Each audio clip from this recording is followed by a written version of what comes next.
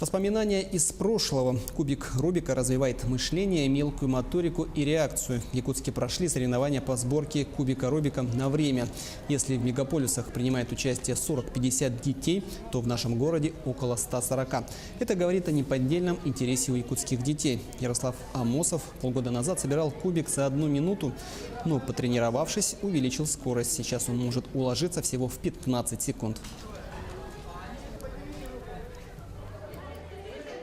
Кубик Рубика не перестает быть интересен, потому что у него очень много комбинаций различных.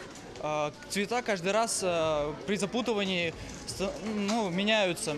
То есть комбинация никогда не повторяется. Всего в кубике Рубика 43 квинтиллиона возможных комбинаций, и каждый раз выпадает разная комбинация, поэтому интересно собирать его. Этот вид спорта новый для нашего города, для нашей республики. И с каждым разом дети больше и больше втягиваются. Появляется мода на сборку кубика Рубика. И планируем в дальнейшем проводить уже более масштабные соревнования.